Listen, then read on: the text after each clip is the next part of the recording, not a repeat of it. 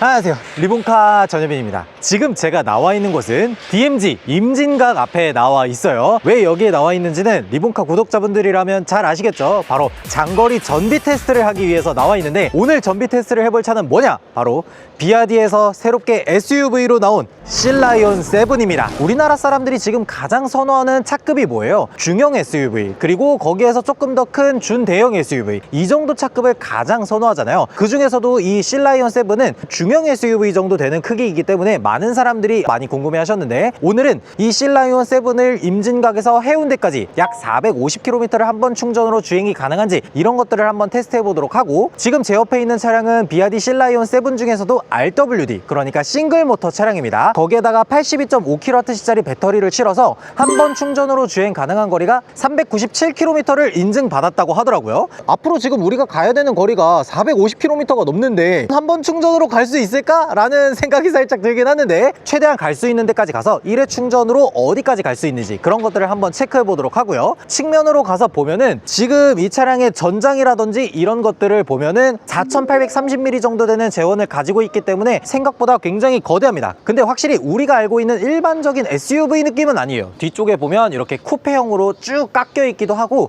그리고 타이어를 보면은 여기 지금 컨티넨탈사의 에코 컨택트 6가 들어가 있으면서 19인치 타이어가 장착되어 있습니다. 이거 기믹이 되게 웃기다. 이걸 센터락으로 풀어야 될 것 같은 느낌을 줬는데 이제 볼트가 5개가 들어가 있어요. 어쨌든 주행거리 위주의 세팅이 되어 있는 자동차다 라고 봐주시면 될 것 같아요. 그리고 지금 이 차량 인증받은 것들에 의하면 일반적으로 1kWh당 복합 4.3km/kWh를 인증받았고, 고속도로에서는 3.9km/kWh를 인증받았다고 해요. 그러니까 사실 이 차량은 공차 중량도 2.2톤이 넘어가는 만큼 장거리를 주행할 수 있을까라는 생각이 드는데, 이거는 저희가 한번 테스트를 해보도록 할게요. 바로 한번 출발해 보도록 하겠습니다. 가시죠.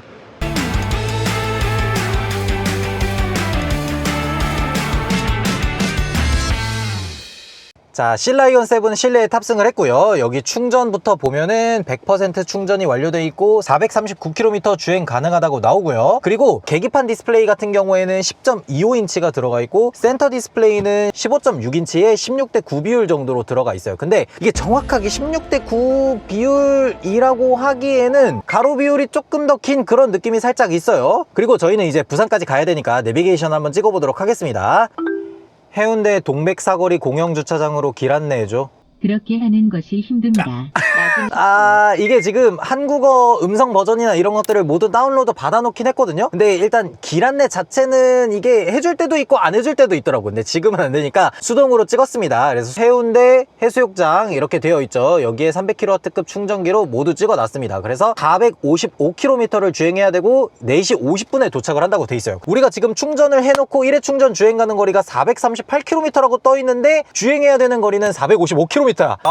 이게 저희는 어차피 극한의 주행거리를 테스트하는 거기 때문에 이렇게 하는 거고, 여러분들은 반드시 중간중간 휴게소에 내려서 충전을 하시길 바랄게요. 그리고 주행 관련된 것들 여러 가지 만져줘야겠죠. 이제 주행 안전 보조에 인텔리전트 크루즈 컨트롤은 모두 켰고요. 그 외에 안전과 관련된 것들 모두 켜놨습니다. 그리고 뭐 주차 보조 이런 것들은 필요 없고, 회생제동도 여기 보시면 높음으로 해놨습니다. 최대한 회생제동을 강하게 이제 출력을 조정을 할 거고, 그리고 여기도 보시면 모터가 후륜에 하나만 있다라고 이렇게 들어가 있는 것도 볼 수가 있어요. 그리고 에너지 소비에 들어가서 지금까지 측정되었던 것들 모두 초기화해 주도록 하겠습니다. 지금 여기 보면 오디오가 126km라고 돼 있죠. 그러니까 거의 신차에 가까운 차예요. 자, 데이터 삭제 모두 초기화 하도록 하겠습니다. 지금 외부 온도가 23도로 꽤나 시원한 편이에요. 햇빛이 안 비치면은 꽤나 선선한 날씨여서 전비가 굉장히 잘 나오는 날씨다 라고 봐주시면 될 것 같고, 드라이브 모드를 조정을 해야 되는데 저희는 전비를 최대한으로 끌어올릴 거니까 이렇게 에코로 놓고 주행을 하도록 하겠습니다. 제가 출발하기 전에 조금 강조해서 말씀드리고 싶은 게 있어요. 그게 뭐냐면, 제가 비아디 차량들을 시승을 하거나 이러다 보면은 항상 달리는 댓글 중에 너 비아디한테 돈 받았지, 이 자식 이거 중국차 빨아주네 뭐네 이렇게 말씀들을 정말 많이 하시는데, 저는 비아디한테 뭐 돈이라든지 접대라든지 이런 것들 받은 거 단 1도 없고요. 그렇지만 저희가 이제 비아디 차량들이 한국에서 어떠한 느낌을 가지고 있는지, 어떤 옵션들이 들어가 있는지, 주행거리는 얼마나 되는지 이런 것들은 또 테스트해서 알려드려야 되잖아요. 여러분들의 알 권리를 위해서. 그렇기 때문에 자동차 시승차 정도만 제공을 받은 거지 돈이라든지 금품과 관련된 것들은 일절 없습니다. 근데 이걸 정확하게 말씀드릴 수가 있는 게, 저희 채널은 수익 창출을 안 해요. 여러분들 모든 동영상에 광고도 안 달았어요. 여러분들의 알 권리를 위해서 광고도 안 달고 우리는 수익 창출이 목적이 아니에요. 그래서 지금 이 차량은 저희가 정말 있는 그대로 설명을 드릴 거다라는 거 알아주시면 좋을 것 같아요. 그리고 지금 일단 비아디 실라이온 7 들어와서 간단하게 지금 시내도로나 이런 고속화도로 주행을 하고 있는데 확실히 이 15.6인치 디스플레이 들어간 게 진짜 크네. 실라이온이나 아토3 정도만 하더라도 이 디스플레이 크기가 12.8인치나 굉장히 작은 디스플레이가 들어가 있었어요. 차량에 비해서 이 디스플레이 크기가 좀 작은 거 아닌가? 라고 생각을 했는데 15.6인치가 들어가니까 굉장히 좋아 보이네요.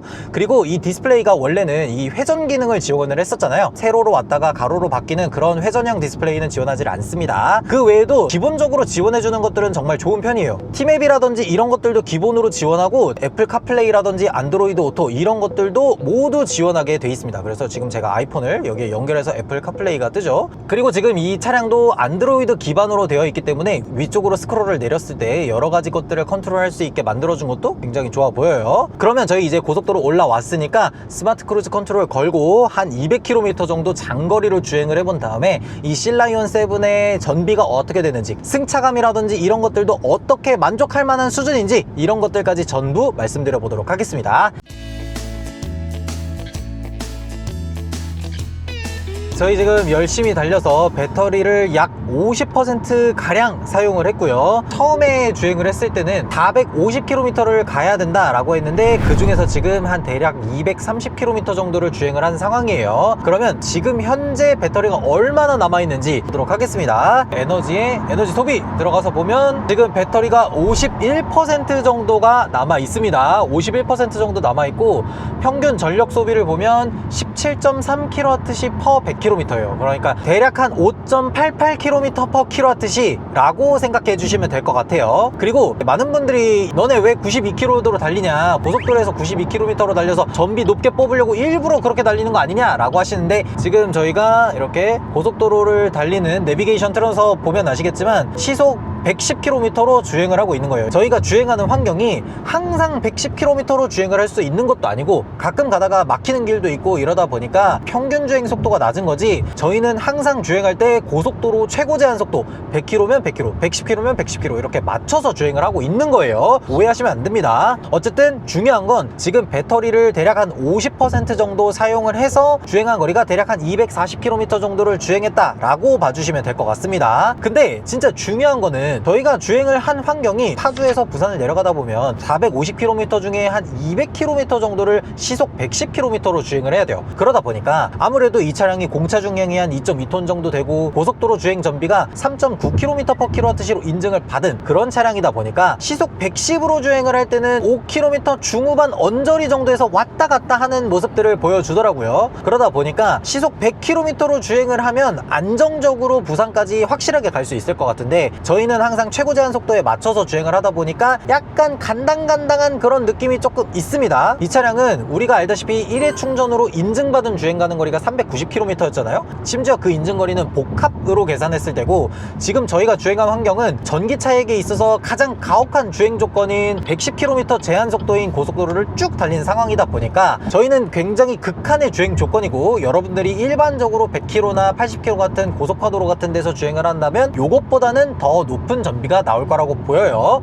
어찌됐건 지금 저희가 이 실라이온 7을 타고 다니면서 느꼈던 것들에 대해서 조금 얘기를 해보자면요, 지금까지 제가 비아디에서 나온 아토3라든지 실이라든지 이 두 가지 차량들을 모두 다 타보고 서울에서 부산까지 가는 테스트를 다 해봤었어요. 근데 두 차량 대비해서 실라이온 7에 있는 주행보조 기능이 가장 우수합니다. 제가 아토3 탈 때는 약간은 불안정한 모습들이 가끔 보인다 라고 얘기를 했었고, 실을 탈 때만 하더라도 웬만한 곳에서 주행을 정말 잘하는데 교각과 교각을 잇는 이음새 부분에서 전자제어가 개입을 하면서 차가 뭔가 거동을 살짝 트랙션을 잃는 듯한 그런 느낌이 조금 든다 라고 얘기를 했었잖아요. 근데 실라이온 7에서는 그런 느낌 자체가 아예 없습니다. 그리고 제가 느끼기에 이 차량 중앙 유지 보조라든지 앞차와 차간거리, 그리고 가속 감속 요런 모든 부분에서 잘 작동하는 모습을 보여줍니다. 그리고 거기에 더해서 승차감도 조금 얘기를 해보자면 이건 정말 확실하게 얘기할 수 있을 것 같아요. 한국 사람들이 정말 좋아하는 부드러운 승차감을 가지고 있어요. 요즘 들어서 국내에서 생산되는 차량들이 보통 좀 단단한 승차감 위주로 움직이고 있잖아요. 그런데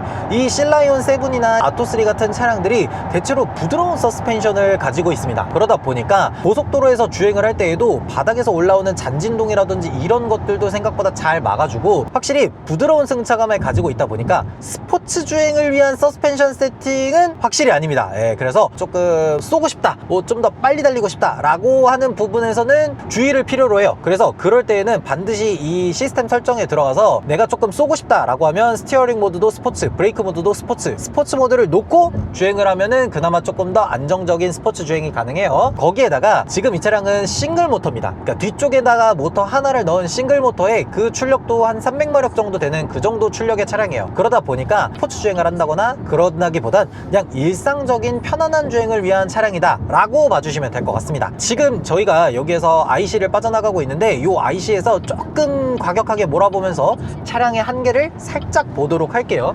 자, 가봅시다. 자, 오우씨, 생각보다 자동차의 한계가 되게 높은데? 요즘 깜짝 놀랐어요. 서스펜션 세팅이 굉장히 컴포트하게 되어 있다라 그래서 IC를 급격하게 돌아나갈 때 균형을 많이 잃어버리지 않을까? 라고 생각을 했는데 그런 모습은 전혀 없었습니다. 오히려 좀 잘 버텨주는 모습을 보였어요. 공차 중량이 조금 무겁고 지금 이 차 안에 성인이 3명이나 타 있어요. 총 중량이 꽤나 높은 상황인데도 불구하고 잘 버텨줬습니다. 만약에 여기서 타이어만 조금 더 스포티한 타이어를 끼워줬으면 이것보다 훨씬 더 높은 한계를 보여줬을 거다라는 생각이 들더라고요. 지금 시속 100km에서 한번 차선을 급격하게 변경하는 테스트도 해보도록 하겠습니다. 왼쪽에 차가 없으니까 한번 움직여 보도록 할게요. 키로. 자, 한 번만 더 해보도록 할게요. 자, 한번 이번 조금 더 세게 해보자. 그러니까 이 차량은 스포티한 주행을 위한 차량은 아닙니다. 뭐 시속 100km나 110km에서 급격하게 스티어링 타각을 딱 주면은 뒷동거리는 그런 느낌이 있기 때문에 스포츠 주행이 아니라 가족들이 편안하게 타고 어디 캠핑을 간다든지 아니면 놀러 간다든지 하는 그런 목적에 적합한 차량이다 라고 봐주시면 될 것 같아요. 그리고 외부에서 들어오는 소음이나 이런 것들도 굉장히 잘 저감을 시켰습니다. 그래서 문 열어서 보면 이중접합 유리 들어가 있고요. 이 차량이 여러분들도 생긴 걸 보면 아시다시피 약간 쿠페형스럽게 생겼잖아요. 그래서 공기저항 계수도 한 0.28cd 요 정도를 달성했기 때문에 외관에서 뭐 A필러를 부딪히는 풍절음이라든지 아니면 노면에서 올라오는 소음이라든지 이런 것들도 잘 저감되어 있다 라고 봐주시면 될 것 같습니다. 그리고 저는 개인적으로 이거 진짜 좋아하는 것 중에 하나가 뭐냐면 핸드폰 같은 거 무선 충전 이렇게 올려놓으면 열을 굉장히 많이 받으면서 충전 효율이 안 나오는 그런 경우들이 굉장히 많잖아요. 근데 이 아래쪽으로 지금 여기 손가락 대보면 바람이 나오고 있어요. 그래서 핸드폰에 열을 좀 식혀주면서 충전을 좀 더 잘 되게 하는 그런 기능들이 들어가 있어서 저는 요거 굉장히 만족스럽고요. 그리고 여러가지 이런 수납 공간이나 이런 것들도 굉장히 잘 마련되어 있어서 SUV가 기본적으로 갖춰야 할 것들에 대해서 다 갖춘 점들에 대해서는 굉장히 좋다라고 생각합니다. 근데 아쉬운 부분이 아예 없다고 얘기하지는 못할 것 같아요. 그러니까 첫 번째로는 시트입니다. 이게 시트가 굉장히 편안한 시트는 맞거든요. 지금 이쪽에 보면 메모리 시트나 이런 부분들이 없어요. 와이프가 운전한다거나 남편이 운전한다거나 할 때마다 시트를 계속해서 재설정해 줘야 된다는 거, 이런 것들이 조금 아쉽고요. 그리고 전동 시트가 들어가 있기는 한데 요추 받침대가 빠졌습니다.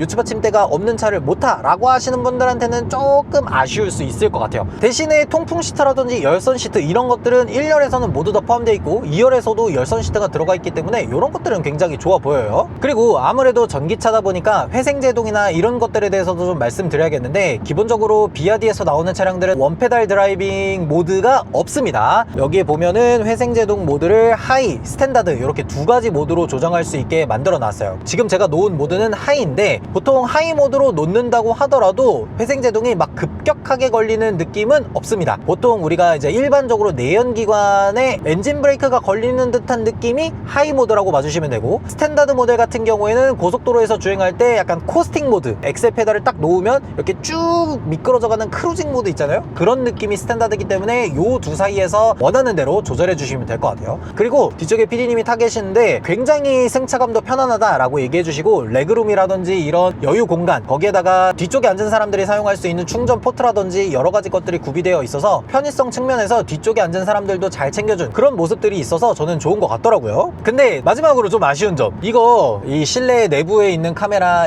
저는 이거는 가리고 싶습니다. 왜 그러냐면 주의 집중하세요가 너무 빨리 떠요. 그러니까 제가 예를 들어서 정면을 딱 주시하고 있다가 어딘가로 딱 5초 정도만 시선을 이렇게 딱 돌리면 바로 띵띵띵띵띵띵 하면서 앞에 보라고 뜹니다. 제가 이 차를 타면서 아, 내가 이렇게 시선이 산만했구나 라는 것들을 느끼게 되는 것 같아요. 그래서 이 기능을 설정 부분에서라도 조금 끌 수 있게 만들어 주시면 좋을 것 같아요. 보통 우리가 운전을 하다가 디스플레이를 보는 상황이라고 하더라도 주변 시로 앞을 보고 있잖아요. 이 눈동자만 싹 돌려도 바로 집중하세요 띵띵띵띵띵 소리가 들리니까 단거리를 운전할 때 이게 너무 신경 쓰이는 듯한 느낌이 조금 있더라고요. 그래서 이 실내 카메라를 안 쓰는 모드를 조금 넣어 주셨으면 좋겠다 라는 생각이 듭니다. 그리고 마지막으로 지금 이 차량에 들어가 있는 오디오 시스템 이런 것들을 한번 보도록 할게요. 스피커 개수 자체는 A필러부터 해서 이 대시보드랑 운전석에 있는 이 도어 스피커랑 여러 가지 것들이 들어가 있기는 해요. 근데 다인 오디오가 안 들어가 있으니까 이 차량의 오디오가 얼마나 좋은지 약간 가늠이 잘 안 되긴 하거든요. 리본카는 수익 창출 같은 거 안 하니까 음악을 한번 틀어보도록 할게요.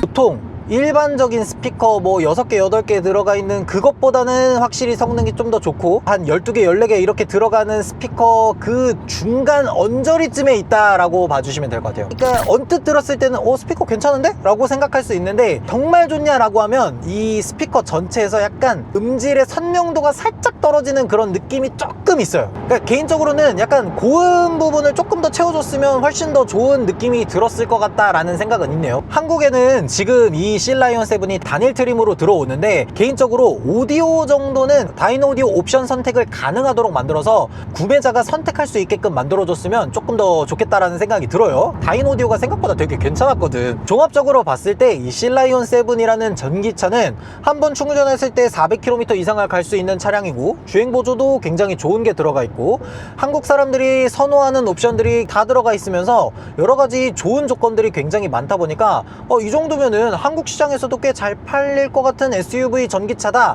거기에다가 지금 국내 중형 SUV 전기차는 한두 브랜드 정도가 독점하고 있는 상황이에요. 그러다 보니까 이 중형 SUV 전기차 시장에 이 실라이온 7이 한 자리를 차지할 수 있는 상황적인 여건이 잘 마련되어 있다. 틈새 시장을 잘 공략해서 들어오면은 충분히 성공할 만한 차량인 것 같다 라는 생각이 들더라고요. 그러니까 중국 브랜드라고 하는 이런 네임택만 떼면 사실 차 자체는 굉장히 잘 만들었습니다. 근데 여러분들도 이렇게 얘기하실 수 있어요. 아토3 만든 거 봐라 뭐라 이렇게 얘기하시는데 아토3는 기본 바탕이 내연기관이었습니다. 그러니까 내연기관을 가지고 어떻게 이렇게 전기차로 만들어낸 애예요. 그리고 심지어 걔는 이미 제작되는 시기가 너무 깁니다. 오래됐어요. 그러니까 전기차 전용 플랫폼 뭐 셀2 바디 그리고 뭐 시스템 온칩 이런 것들이 적용되기 시작한 게 실라이온 7 이런 차량들입니다. 그러니까 전기차 전용으로 제작된 차량들이니만큼 여러가지 전기차가 기본적으로 갖춰야 될 것들에 대해서 기본적인 것들은 다 갖추고 있기 때문에 굉장히 잘 만든 차량이다 라는 생각이 들어서 이렇게 얘기하는 겁니다. 저 돈 받은 거 없어요. 다시 한번 얘기하지만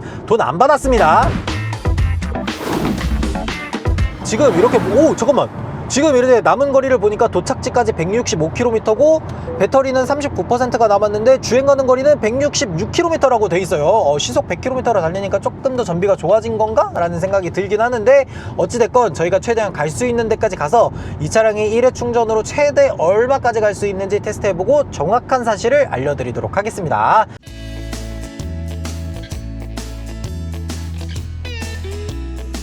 네, 저희 열심히 달려서 해운대에 도착을 했습니다.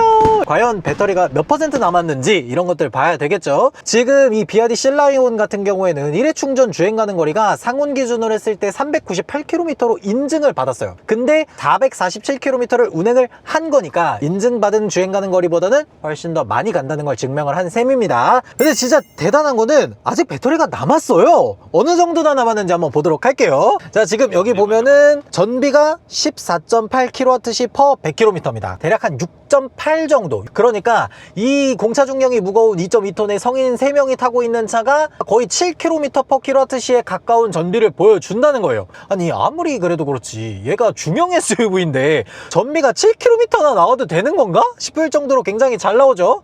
게다가 주행한 거리가 447km인데 33km를 더 갈 수 있다는 거는 한 번 충전으로 주행 가능한 거리가 480km라는 거잖아요. 그러니까 인증받은 주행 가는 거리보다는 무려 82km를 더 간다는 겁니다. 아니 중형 전기 SUV가 배터리 82.5kWh 넣어놓고 한 번 충전으로 480km를 갈 수 있는 거는 아니 너무 괜찮은데? 그리고 지금 배터리는 7%가 나왔습니다. 그러면 진짜 중요한 거는 저희가 여기서 다시 충전을 걸어서 최종 속도가 얼마나 나오는지, 이 LFP 배터리를 충전하는데 어느 정도의 시간이 걸리는지, 재원상으로는 150kW급 정도로 충전이 된다고는 하는데 뒤에 있는 충전기가 350kW급 충전기거든요. 여기 충전기에 물려서 최고 속도가 얼마나 나오는지, 100%를 가득 채우는데 몇 분 정도가 걸린다고 뜨는지 이런 것들 한번 보도록 하겠습니다. 참고로 BYD 차량들은 충전 퍼센트를 설정할 수가 없습니다. 그냥 100%가 기본 디폴트 값이에요. 자, QR 스캔. 자, 충전기 물렸으니까 속도가 얼마나 나오는지 실내에서 보도록 할게요. 충전기를 물려놨습니다. 지금 여기 보면 충전 출력이 계속해서 올라가고 있죠. 제조사에서 발표한 바에 따르면 최대 충전 출력이 150kW라고 그러는데 딱 물리자마자 바로 144, 145, 최대 충전 출력이 150kW라고 했는데 그 충전 출력까지 한 번에 올라갑니다. 그러니까 보통은 한 20% 정도까지는 제대로 된 속도가 안 나오다가 그 이상으로 한 20%에서 80% 사이에서 최대 출력이 나온다라는 생각을 하는데, 이 LFP 배터리를 달고 있는 BYD 신라이온 7은 바로 150kW를 뽑아주네요.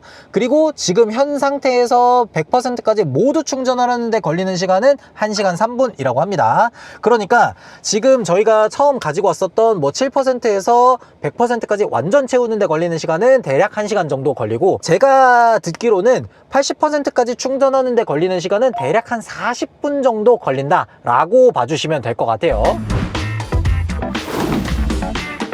네, 이렇게 BYD에서 새롭게 나온 신라이온 7의 시승을 한번 장거리로 해봤는데요.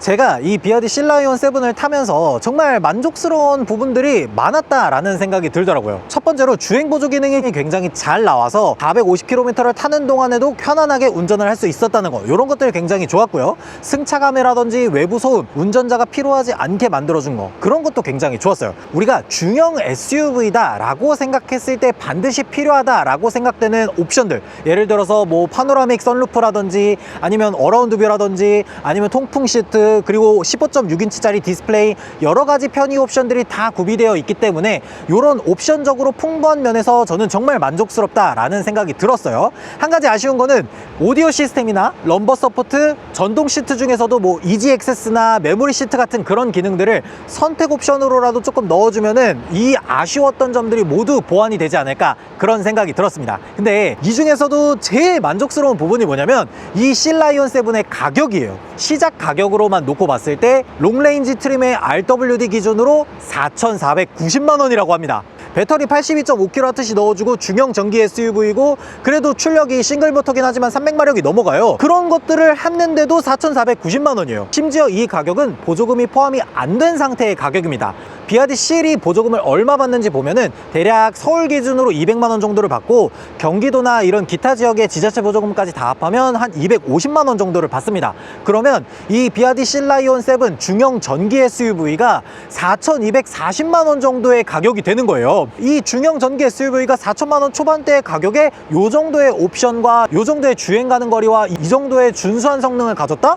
이렇게만 가리면 미친 가성비를 보여주는 차량 아닌가? 그런 생각이 들었어요. 여러분들은 이 BYD 신라이온 7에 대해서 어떻게 생각하시는지 댓글로 달아주시면 좋을 것 같습니다. 지금까지 저는 리본카 전효빈이었습니다. 감사합니다.